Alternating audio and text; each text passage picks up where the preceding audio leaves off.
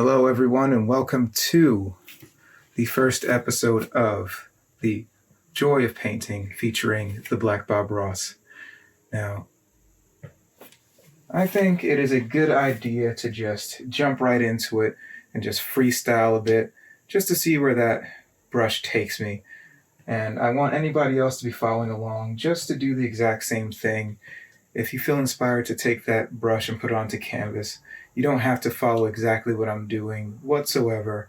If anything, I encourage you just to take whatever techniques you've learned from what I do up here and just apply it to something different, something new, something fresh, something that came from your eyes, your heart, and your soul onto that canvas. So without further ado, let's just jump into that first episode. All right, so let's get started. Now, the first thing I want to do is just grab my big old 3-inch brush, wipe it off the paper towel. I'm actually going to take some black paint and just start off in my corners.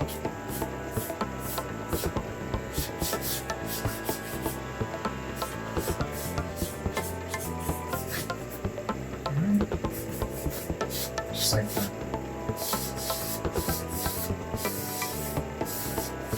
I'm just going to connect my corners like so.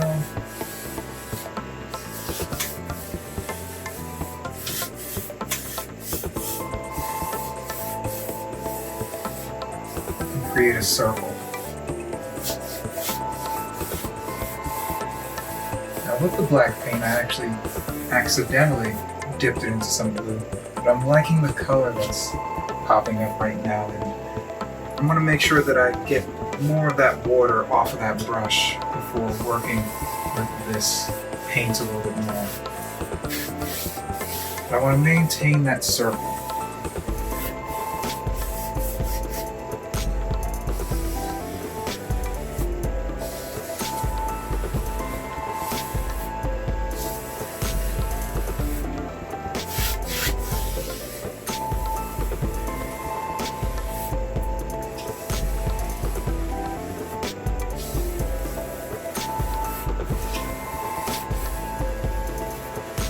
Now, one thing I like about this 3-inch brush is that it covers a huge amount of space in a short period of time and really spreads that paint out to the very limits.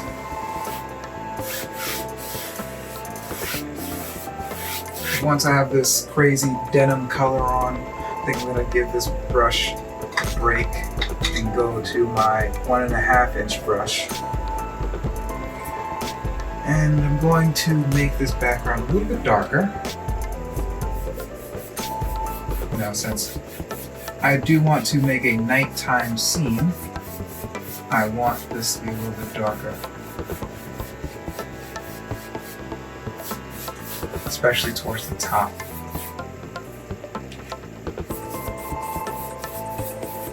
And just bring it in closer.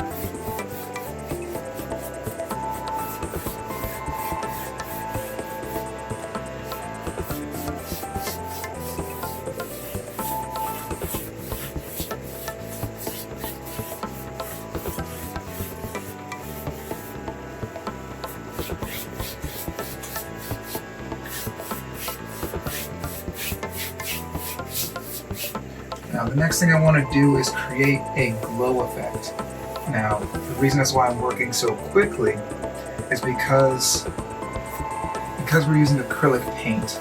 This paint dries very, very fast. And so I want to work quicker than the rate of the paint drying. And because the paint is very, very thinned out and watered down on the canvas, it's going to dry much quicker than a thick glob of paint on the canvas. And so all I'm doing is just taking white paint, starting off on the very edge, and then working it out into the painting, creating a nice glow effect, because I think I want to put a nice big moon in the center.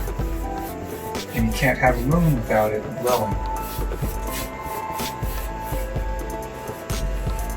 And for those following along and painting with me, it doesn't have to necessarily be a moon. You can do anything you want. It can be a different planet, it can be Earth.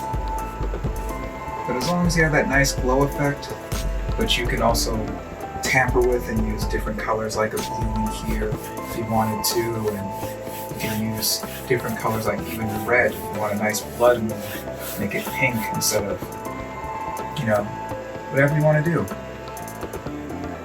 You can do it. Now, the next thing I want to do is make sure that my edges are nice and covered. I'm just going to keep working that paint out with nothing on my brush.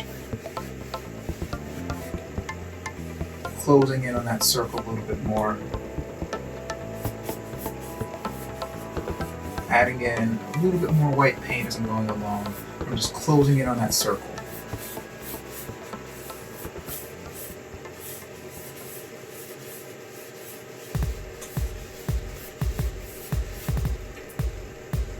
Just so that way I'm not pressured to have a gigantic moon. I don't want it. But also so that way my edges are seamless when I create that moon. You know, sometimes this circle here might not be a perfect circle or compared to the moon that we make, and you know, that could discourage people. That's a thing. So I like to overestimate my background rather than to underestimate my moon size or have to accommodate for my moon size later. But once I'm satisfied with this, I think the next thing I want to do is start working on my water while this dries. Now we need this area to dry because if we allow this to stay wet, our moon, that nice crisp line that the moon does in the sky, it's going to just mush and blend even further into the background. We want a nice crisp moon popping out. So I'm going to work on my water now. The best way to work on water, of course, is to take your brush and stroke it in a different direction than the background that is made. And so I'm going to take the same 1.5 inch brush, I'm going to dip it into some blue, I'm going to dip it directly into some black, because I like mixing my colors on that canvas. I'm just going to go back and forth like so, holding the brush the skinny way, or for the horizontal people, holding the brush the wide way.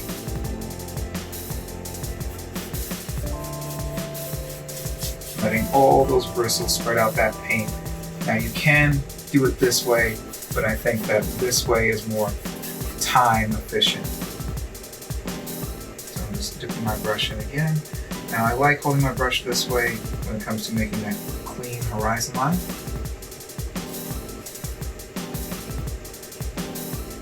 It gives me that nice sharp edge every time, especially if you just drag that brush across in one stroke.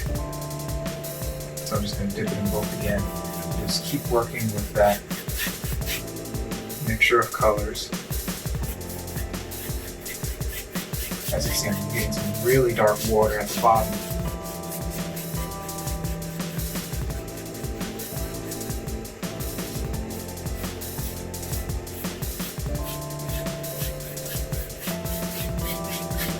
Just going to work across now, adding some more color.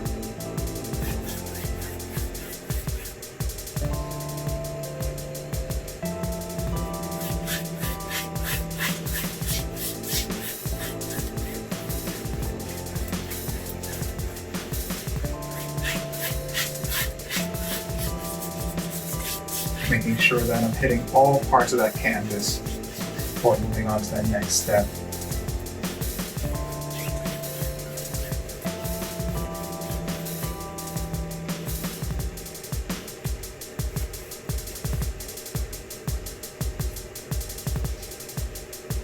Just going to crisp that line up a bit.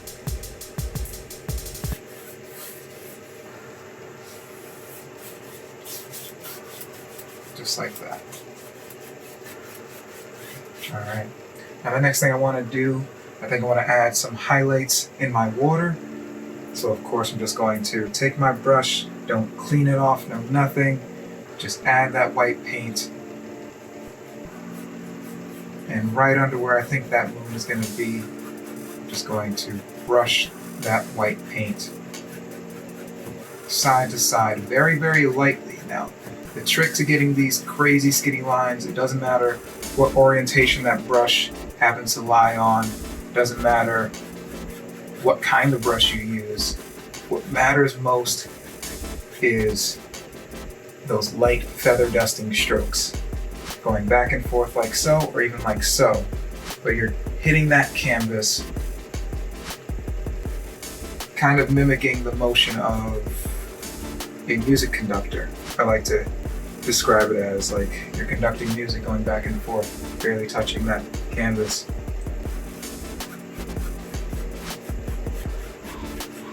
Just gonna have some highlights here. I'm gonna go wide first and then get skinnier as it travels into the water.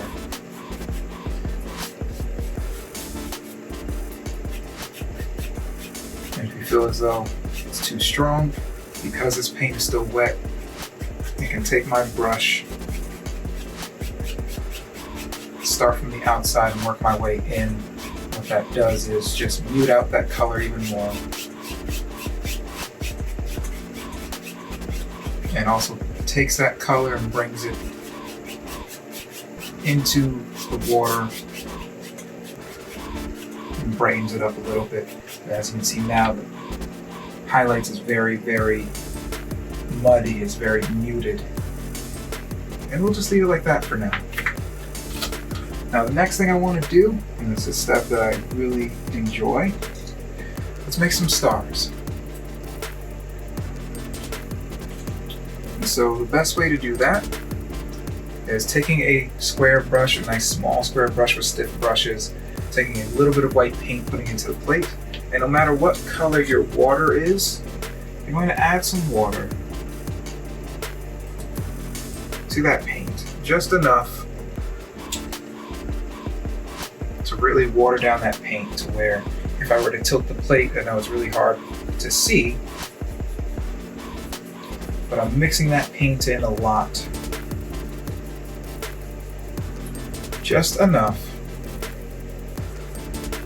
to where everything becomes one. And if you tilt that plate, of course that paint and water mixture is going to tilt. Now I have a lot of water here and very little paint, and that's okay. I'm gonna add some more white paint. There we go, that's the mixture I want.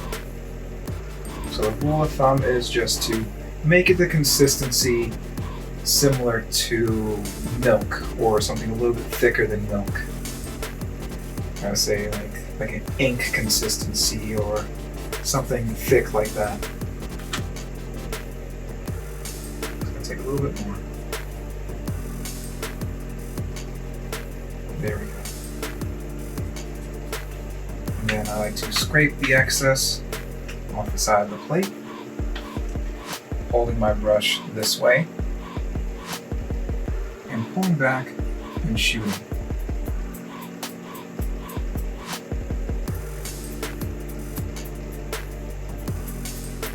Now, the stiffer the brush is, I had a tongue twister there, the stiffer the brush is, the finer the stars you get. Also, the less water you use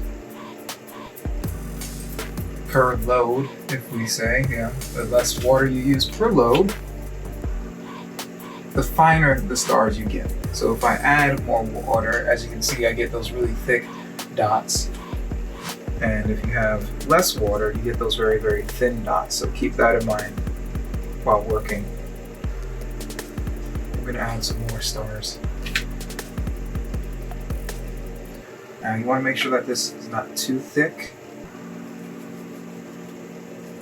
because then you won't get anything on the canvas at all.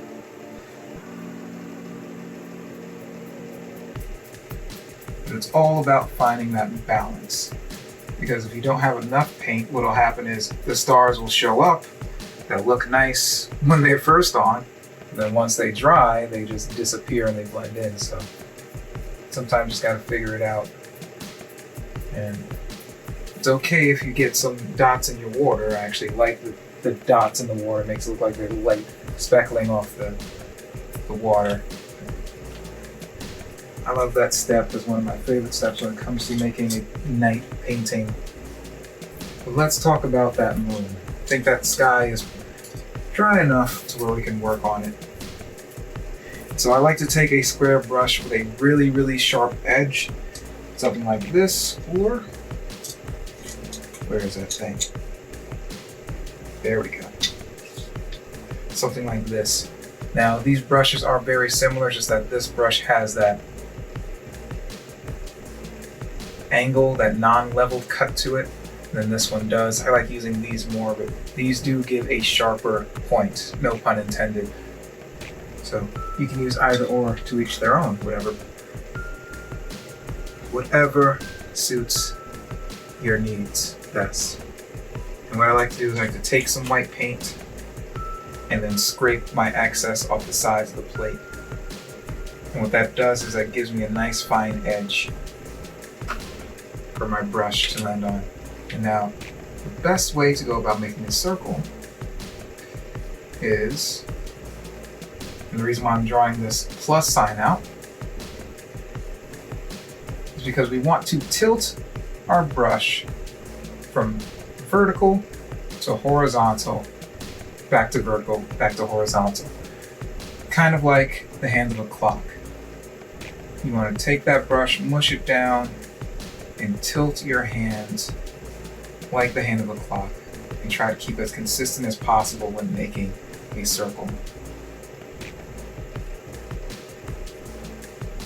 Now the real challenge is trying to do this without lifting that brush up. Now the other challenge is trying to do this while far away from the canvas and at an angle, so that way you guys can see me do it. But it's not impossible. Though sometimes you will get a drunk circle than a sober one, so just keep that in mind.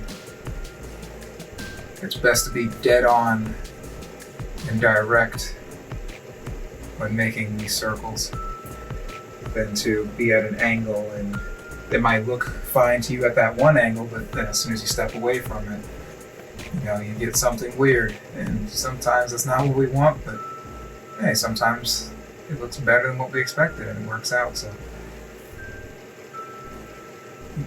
it's always good to move outside of perspective than what you're used to.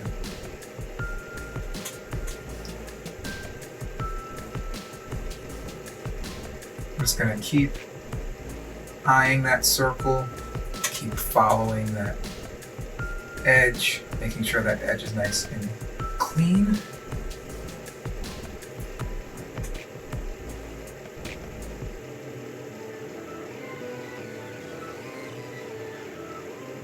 Now this brush is great and all, but this is where I prefer that other brush because the bristles are a lot stiffer.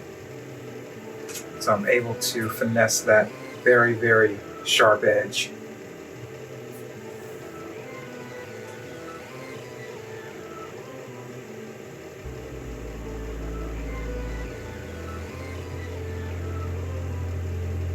So what I like to do is I like to fill in that shape first, then go in with this brush and just really tighten in, or tighten up I should say, and just really provide a nice clean edge. Even if that circle is not 100% perfect, or it's a little lopsided. I can see now at a straight angle it's very, very lopsided, but that's okay. I'll just clean it up real quick. Once I have a nice clean edge, you can actually really see just how well that circle is drawn. Remember, it doesn't have to be 100% perfect. What matters is you have a nice clean edge to show that you have some sort of moon up here.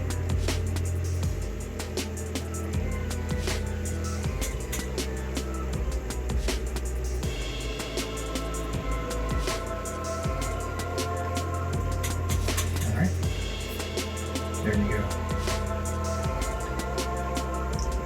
satisfied with this. Now, one thing when it comes to making moons, especially when I used to teach people face to face, one thing about making moons is that you never want to leave that moon alone. You want to keep adding on to it, keep trying to make that circle perfect, keep trying to make that line nice and crisp, and the next thing you know, your whole canvas is wet. It doesn't fail, never fails, always happens. You're just trying to make that circle nice and perfect, and the next thing you know, boom, you have a giant Bruce Almighty moon in the middle of your canvas. You're not sure how you got there, and you regret everything. Sometimes it's just best to try your best, step away from it, come back, look at it again, and then try again. That's the best method I've come to find, especially when teaching people how to do this step here. Now, the next step is going to be very, very fun because we're not going to be using any brushes. I don't think there's any Bob Ross episode out there where he just decides to finger paint, but we're going to do that here. And I'm just going to dip my finger, I almost said brush, but I'm going to dip my finger into some blue, maybe a little bit of black, and a little bit of white. Then I'm just going to keep tapping the plate until I have a good amount on my finger. And all I'm going to do is just poke that canvas.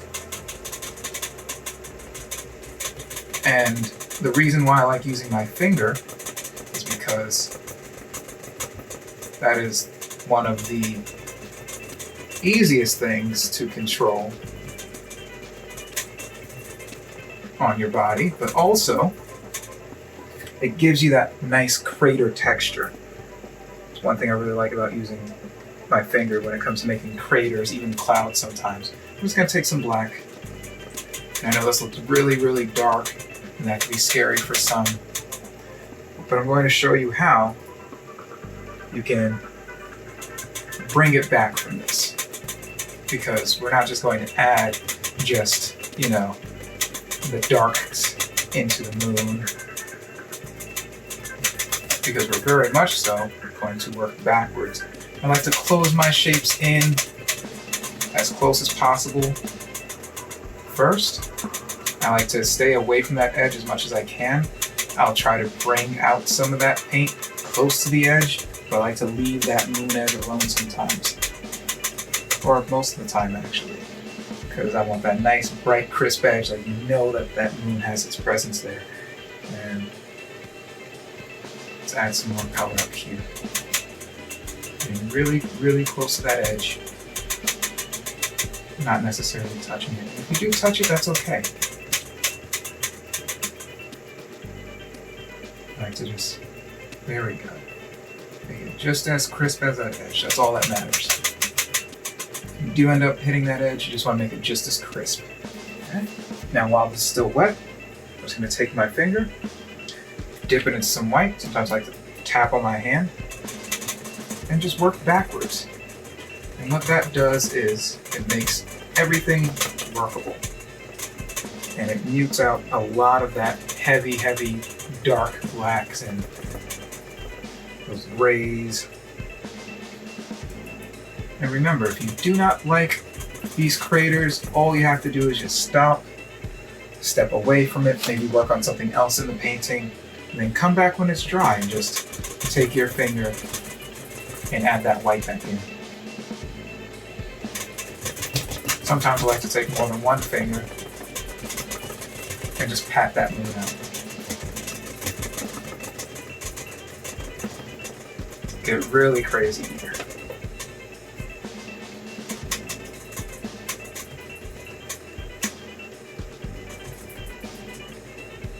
Now you can do this same step with a brush. I'm not really a fan of doing it with a brush just because you don't get that exact texture. Where is it? Oh, there it is. But if you are going to use a brush for this step, you can use a brush with a rounded head to it. You know, a nice filbert style brush. And just dab, dab, dab, dab, dab. As you can see, I'm bringing back a lot of that bright white by just taking pure white on that brush, nothing else on it, and working in those negative spaces and working out into the positive space. So the trick is you want to work in that negative space first and then bring it in. And that's what causes the separation of shapes. That's what causes the moon to have so much more dimension to it. And to get really close to that edge.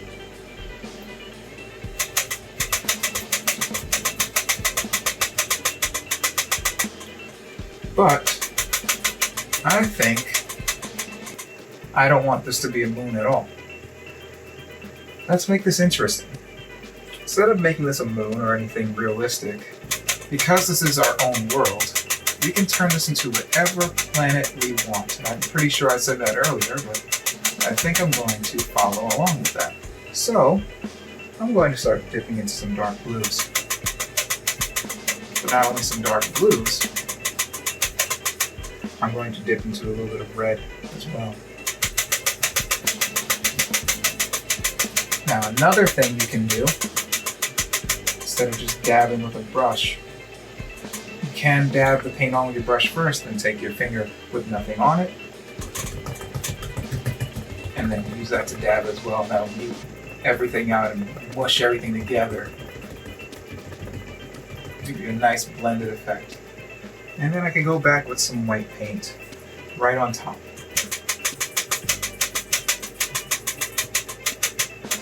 Make sure it blends with my edge.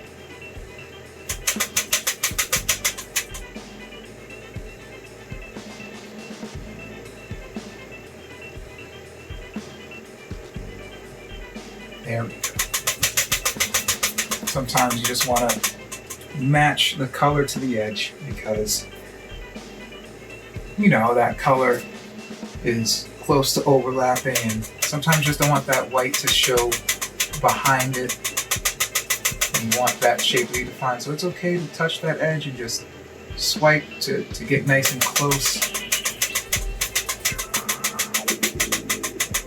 But I'm just creating my own nice purple planet, my purple and blue planet. Let's add some darks in here again.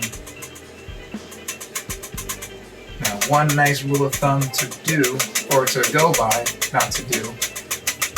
It's kind of late right now, so of course my word structure is awful, but that's okay. What we want to do is keep padding, the rule of thumb, keep padding, keep padding, keep padding, to make sure that nothing mushes into one color. And whatever you do, you can always make sure that the edge is the brightest part, or the edge is just the finest part of that planet or moon that we're making. So if you get really close to that edge, you just want to make sure that you make it nice and clean first, and then continue padding. Whatever shade you use, you just make sure you get it nice close to that edge first. And then you just pat it out. Now that method works wonders for me, especially when I'm trying to make a planet or a moon or something, and you know, you want it to be nice and crisp and stand out, but also you don't want too much white showing behind it, because if you have too much white showing behind it, then it looks like you just traced inside of a circle and it's not matching with your background, and sometimes it's not what we want. We want it to stand out and match with our background.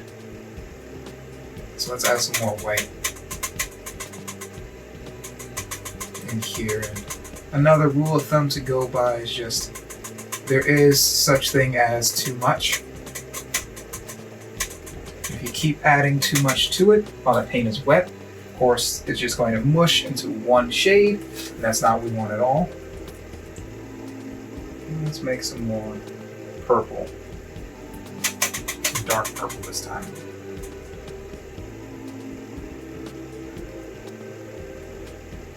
Just going to clean up that.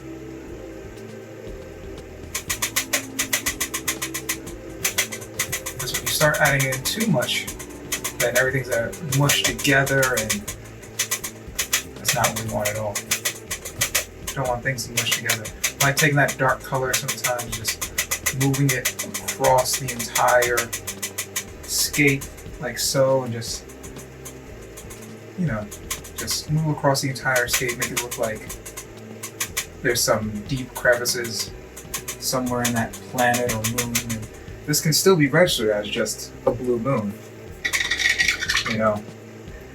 And shout outs to Blue Moon out there. I mean, I wasn't paid for that shout out, but whatever. I really like that beer.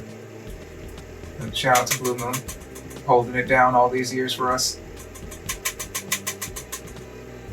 And shout out to the moon for holding it down all these years for us, you know. Kinda need that whole tide thing to work out, so yeah, the moon is very, very useful, so shout out to the moon. You know. And I think I'm satisfied with what I got here. I'm gonna add something else to this planet thing later, so make it very, very interesting. But for now, I'm gonna leave this part here alone. I'm gonna work back into some of this land that we got, or this land that we're going to add, because we don't have any land, we just have some water. You know, sometimes when making a painting, especially just from imagination, you know, it's okay to get ahead of what you're doing. It's okay to pre-plan things in your head before putting them onto canvas. I do it all the time. I bet a lot of artists out there do it all the time, where they plan what they're going to have on canvas before they even touch it, or as they're going step by step. So they're always one step ahead. It's always good to be one step ahead. But everybody has their own strategy, and there's no wrong answer when it comes to approaching these things. But I want to add just a little bit of land in the back, just so that way my water isn't just so lonely by itself. And so all I did was just take this nice flat brush, add some black paint to it, and I'm just taking this brush, using its edge to my advantage, just wiggling that brush until I hit the horizon line. And once I hit that horizon line, I'm just going to go straight off.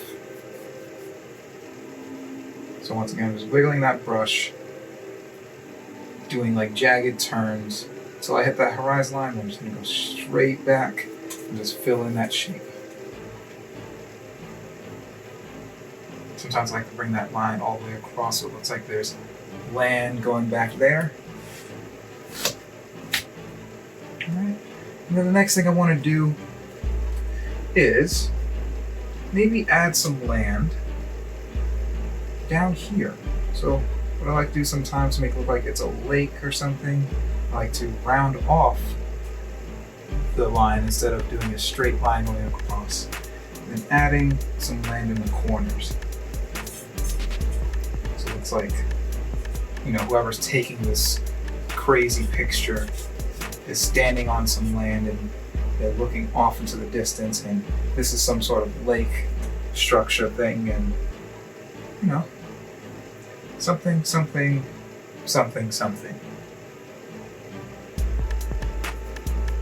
But I'm also going to add some mountains in the back as well.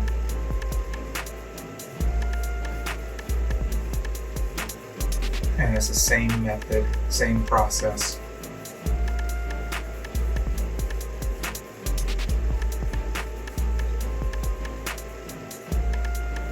And one thing that you can do to make sure that these mountains look behind these mountains is you can take a little bit of white, even a little bit of blue.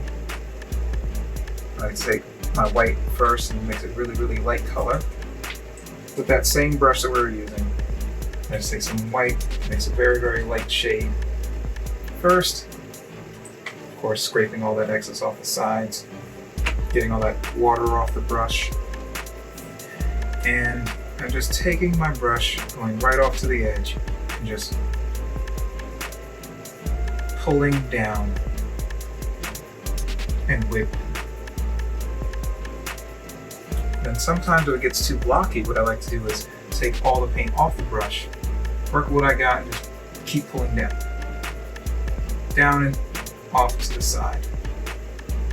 And I like to work with the mountains up here first, mountains that are really far in the background first, because we can always take another nice black line going across if you feel as though you got too low with your highlights, which is what I do a lot. You get too low and then it's like, oh no, that's okay. You know, there's always a way to reverse and fix things later. And I like to leave that other side more dark, a lot more dark than the side we have the highlight on. And I know it doesn't make much sense because the moon is right here and I have the highlight here, but then a highlight there, even though the highlight should be right here. It doesn't even matter. You know, this is our own world. There could be another light source, another planet going off the side over here. Or what I can do is add more white, make it even lighter shade, and just pull like so. And remember, there's always a way. I like to just take my brush, take the skinny side of that brush, just pull down. And sometimes that brush makes that nice shape for you. And there you have it. And we can always work backwards, grab some of that darker color, go back in, cover some of that up, and wipe off the extra white on my brush. But you can always go back in with that dark color and cover all of that up.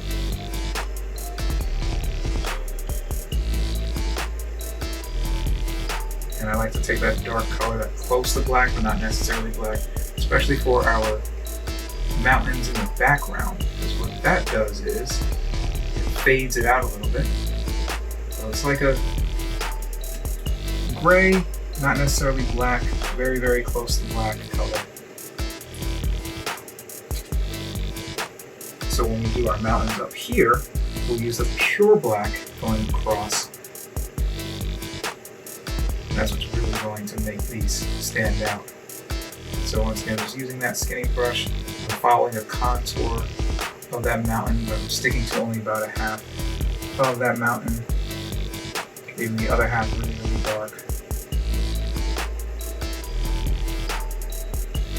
Just letting the brush do its own thing, you know, kind of going with the flow. And then next, of course, I'm going to start off with just making this black line very, very crisp going across.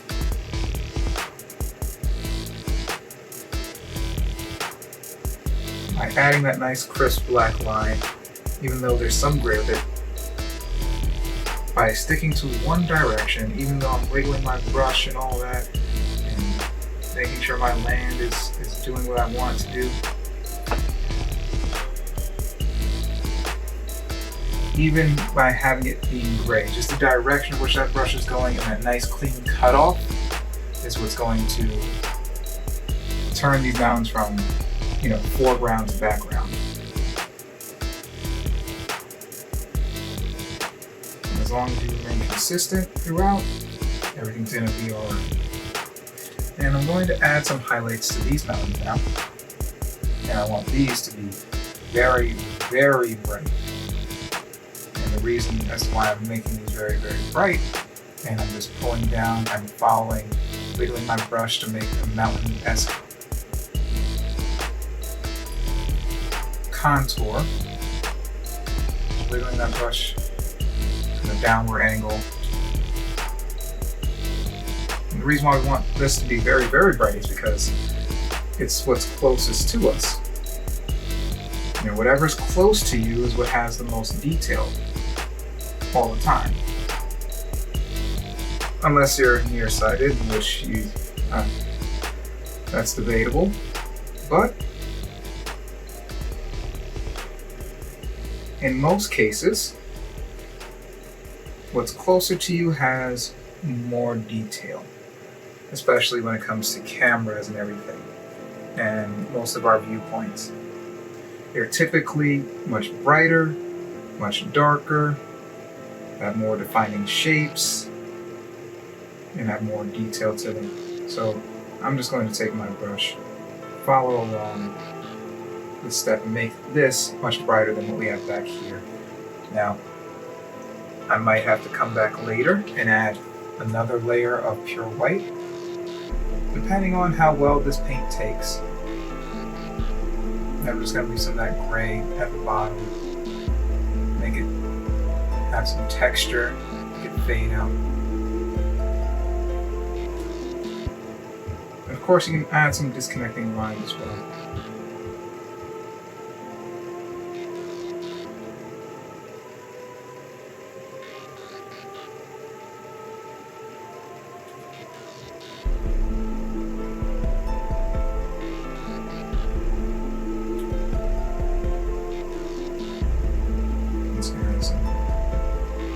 Bright lines back here, just as another level, if you will. Paint, another level of shades, crisping up this edge here. And you can always go back and add that next level.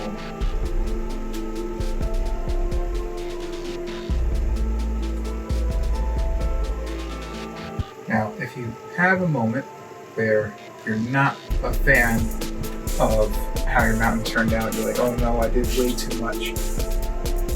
Now, the key is you don't want to panic. You can always dip back into that black paint and just work backwards.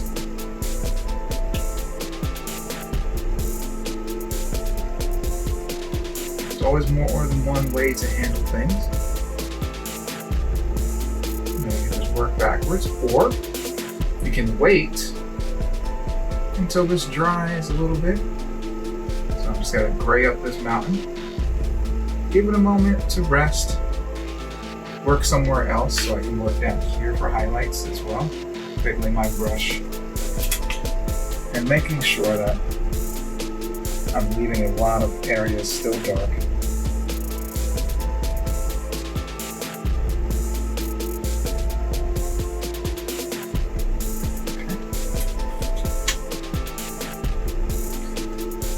Leaving this alone just for a little bit until it gets dry, or even close to dry, when it gets nice and tacky.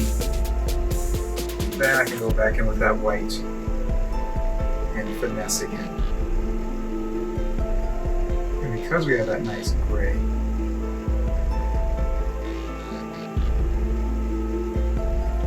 I can now take off that paint that's already on my brush, clean it off, and take what's already on here now, with nothing on that brush, and just blend out what I got so it's not as strong. And that's something that you can always do. Feel as though the colors are way too strong or way too stark, the edges are way too harsh. You can always take all that paint off that brush and just blend everything out first. Once I have everything nice and blended out, I do like to have those harsh highlights. So once again, I'm dipping my brush back into that white and adding some nice harsh highlights for my mountains. Boom. Now, if I want to give it more time to rest a bit, so I can do really, really harsh lines, of course, I can give it some time to rest and work down here in those other rocks and dabble on some highlights there.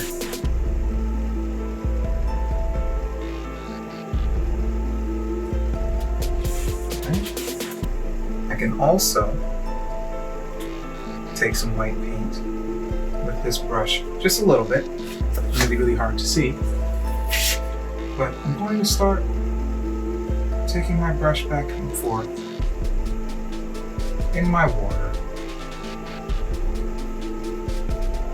I want some more defined light. Just because we have a nice big moon or planet up here, and I want to define the light a little more, I can also take a little bit of blue, some light blue, go in and use that to my advantage as well. Mix back and forth, back and forth.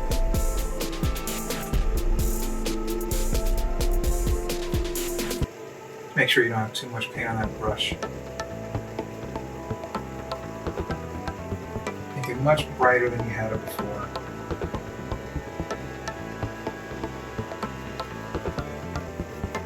Much more defined than you had it before as well. And I'm just, once again, you want to make sure that it's not really about your brush orientation. What matters is how lightly you're grazing that canvas. You're bouncing back and forth off the canvas to create those whisks and those wisps back and forth. And those dashes is what gives the illusion that there's water down there. Alright? Now the next thing I want to do, ooh, that was a good one. Good stretch, always good to stretch. Oh man. The next thing I want to do is I want to make a ring around my planet. And I'm going to use one of my detail brushes for that first. So one of these pointy brushes. And I think I'm going to start off with just white paint for now. Maybe white mixed with a little bit of blue and some red. So a nice light purple.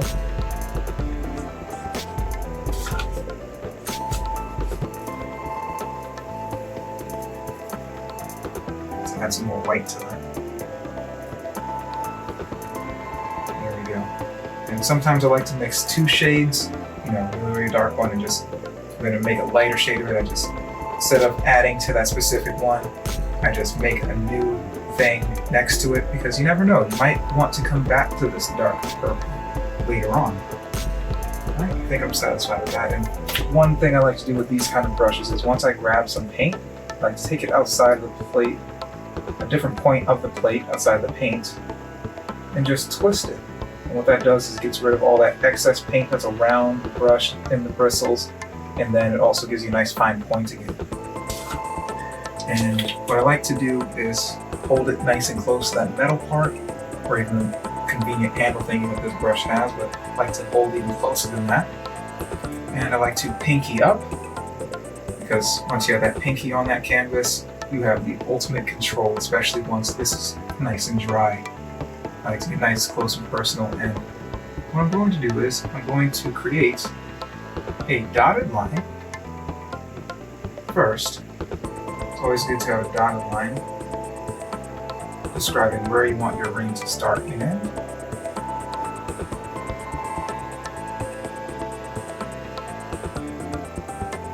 And then I'm going to go ahead and do my ring. And the best way to go about it, even if your paint is thinning out, even if you feel as though your line is crooked, to try to do it in as least many strokes as possible, even if the paint is blending in the background. I'm going to try to do it in as least amount of strokes as possible and try to follow those lines as close as you can. It's okay if there's a little bit of disconnect or your lines don't seem like they're thick enough or bright enough, so you can always go over that a second time around.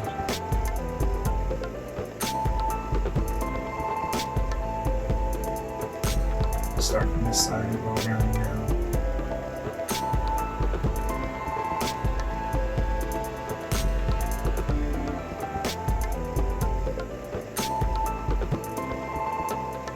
Try to do it as smooth as possible. And I also like to make the curves of the atmospheric ring the wider parts, and leaving these lines kind of thinner than everything else.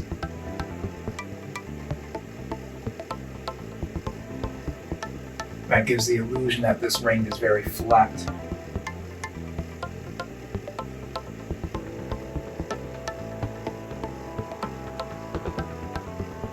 And of course, just like the original shape of the moon, which I mentioned earlier, you want to make sure that you don't keep going back and forth and working on it. Of course, you can dip your brush to more white paint if you want it to be brighter and mix a brighter shade and all that. And add maybe a little bit of dashes here and there to help make it, you know,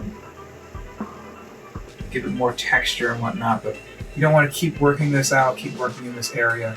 And I say that only because once you keep working this area, your ring is going to be bigger than your planet, and then we're just going to have to redo this whole ring thing or create something else. So if you want a nice defined ring going around your planet like Saturn or some other planet that I can't think of the name of, which I'm pretty sure we have more than one planet out there with a ring around it, of course you don't want to keep working it. You want to just give it a couple of goes and just move on to the next step. Alright? I'm satisfied with this. And the next thing I want to do is maybe, I think that'd be a cool thing to do. I'm going to put a piece of land right here that's floating and maybe put a tree coming out of it. I think that'd be interesting. So we're going to need that square-ish brush again, the small one, the really, really small one. I'm going to mix black, a little bit of red, a little bit of yellow, and a little bit of blue. Now with all three of the primaries combined, and the black, what we get is something that is very, very close to black, but is not all the way black. I'm gonna add a little bit more yellow to this. You get a nice dark brown color that's not necessarily black. So when you add white to it,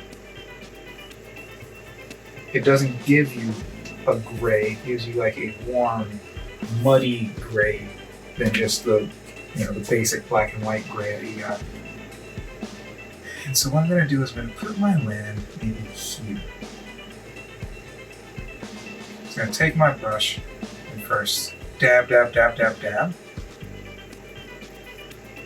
So maybe add a little peak here for my tree to grow out of.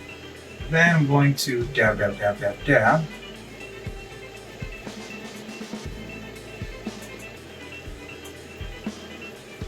So underneath.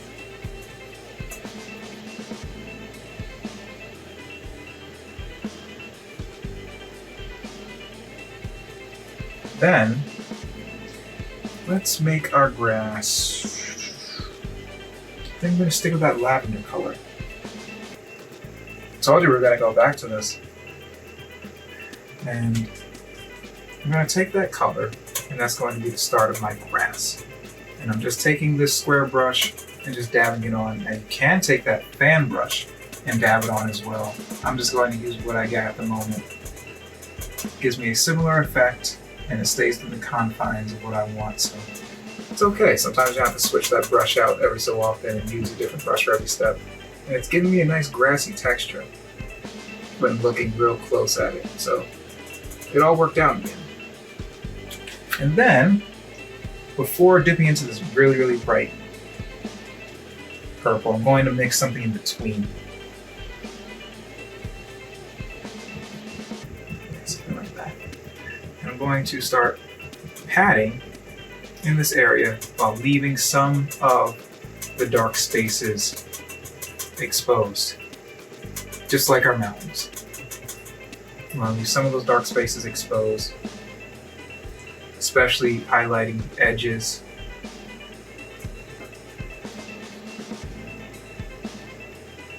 Especially the edges that go out.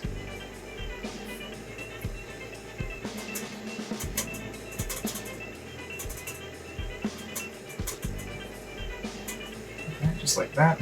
And as you can see now already, with this shape, we now have a top, and everything at the bottom kind of looks like it's just the underneath the ground part. And what I'm going to do next is I'm going to dip into some plain black now. That same brush.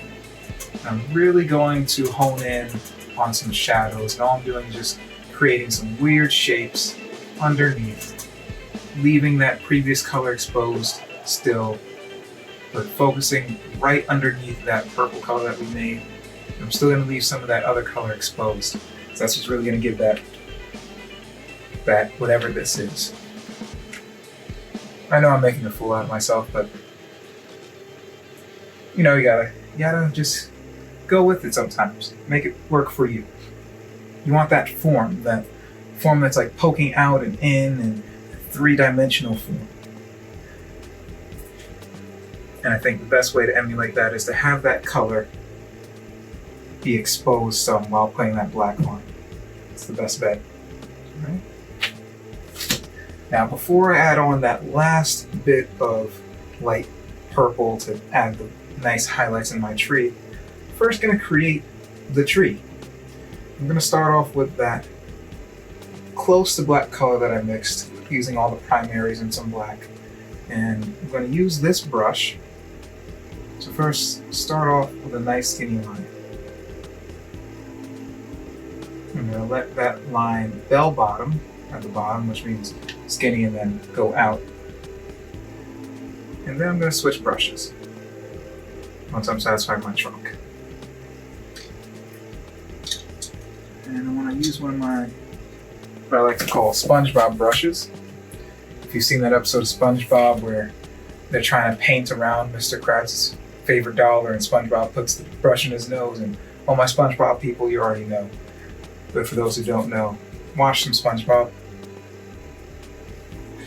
So I'm going to take my SpongeBob brush, and the same way how I use that other straight brush, I'm just taking that paint, taking outside of the paint on somewhere else on the plate and twisting it so I get that nice fine point. I'm going to start making branches. Now the best way to make branches is to start from your original trunk, go up, and then go out. Now I realize this brush is very, very small, so it doesn't hold a lot of paint. But it is effective. And I want really, really skinny lines without having to barely touch the canvas. And all I'm doing is following my previous shape, going up and then branching out, no pun intended. But if there is a rule to think about, just think about following up and branching out when it comes to these kind of trees. I like to call the Timberland boot trees.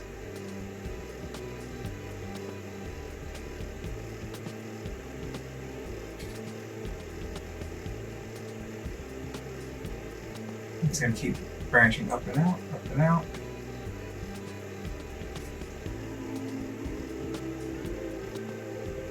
Now another rule you always want to go by is your trunks or your branches are always going to be smaller than what they grow out of.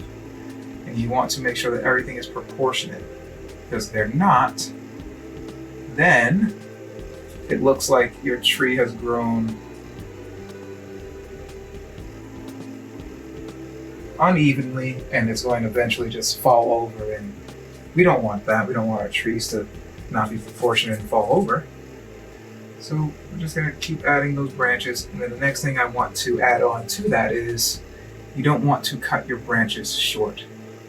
We don't want any stumpy branches coming out of our tree. We want them to grow nice and wild, because it looks like this thing hasn't been touched by civilization or anything. So you want this thing to grow nice and wild, that nothing's really tampered with it.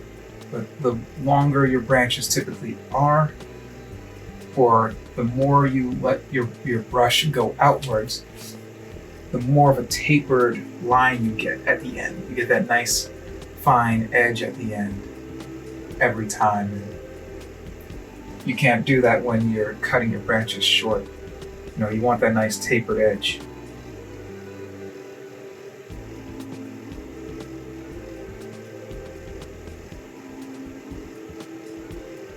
If you ever feel like you went too thick with a branch, of course you can always, always, always thicken up that trunk, and it just makes everything proportionate again. And don't forget, you can also make your branches overlap. If anything, your branches should always overlap. There is no tree on this planet that has branches that you can view them and they don't overlap with each other. It's impossible. If there is a tree, send it to me. Add a link in the comment section, but I'm 99.9% sure there's no tree on this planet that doesn't have branches that don't overlap. Right. So just be mindful of that. So I have a tree that I'm satisfied with, and I'm not sure if I'm going to put leaves on here quite yet. I kind of like how it looks with the plant in the back and this thing is floating, but I am going to add more highlights to my grassy area. I'm first going to start off with that previous brush that I used, that square brush with the angle on it, and then I'm going to work into that lighter color, and just at the very edge, I'm going to take my brush and just using that flat side, I'm brushing up and out first. Give the illusion that the grass is being highlighted, especially towards the edges.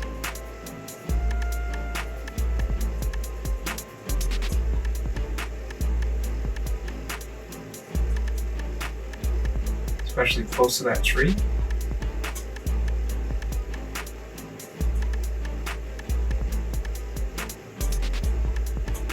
We can even make a much lighter color as well.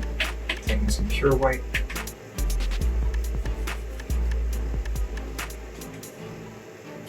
And adding that right on top.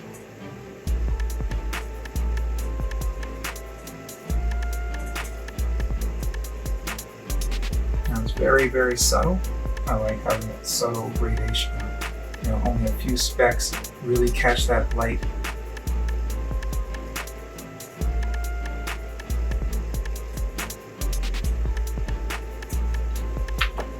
Right, and now we have some grass. Now, what I can do as well is just scrape off a lot of that excess and go into that land bit and just add a little bit of highlight at the very edge of that land, making sure that none of it really connects too much. I'm going to take my finger and just dab it out a little bit, making sure it doesn't connect too much. And I think I'm only going to highlight just the very edges where I left that previous gray before. And then, of course, you can't have a tree without its roots. So I'm going to add some roots dangling from out the ground. Maybe some that go back into the ground.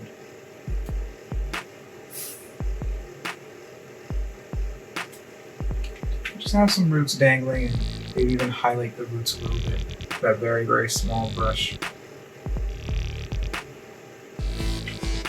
And then, even if I don't put any leaves on this tree, I can still highlight that tree a bit. I'm just going to take some white paint with some lavender on it, that lavender purple that I made earlier. I'm just going to add some dashes going up the side of that trunk first, and then maybe on some of my branches.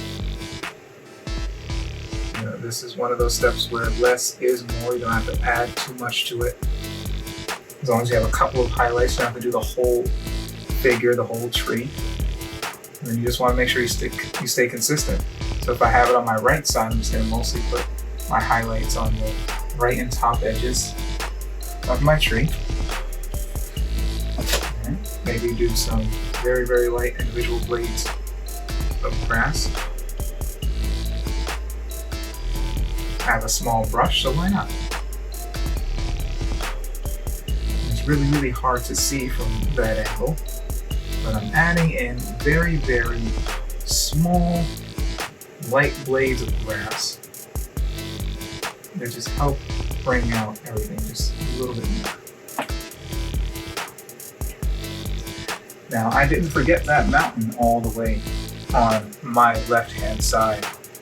So I'm going to go ahead and highlight it more with that lighter white. Oh, not light enough.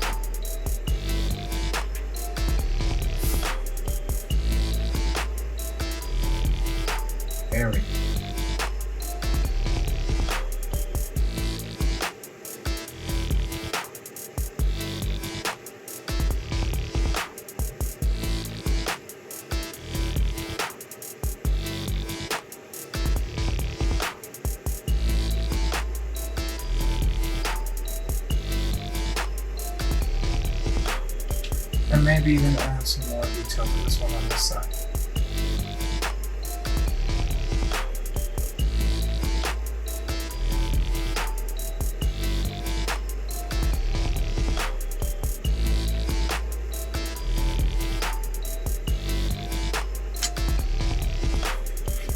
But I think I'm satisfied with what I got here, so I'm going to go ahead and end this painting off. I have no idea what to call it, but if you have a good name for this painting, please go ahead and put it down in the comment section below. I'm really satisfied as to how this worked out. This was another freestyle episode where, I'm just adding on whatever and just seeing where the brush takes me. And of course, it's going to be for the next 4 episodes, maybe. Not sure where this one lines in. Probably this might be the second or third one that I upload, but pretty satisfied with what I got, even though this is not a perfect circle. Still nice defined shape, and I like it. Now, for those who are following along and made something similar, I hope you guys enjoyed the process and followed along. I hope that you made a different planet with a different color, and maybe you didn't put any mountains at all. That's okay.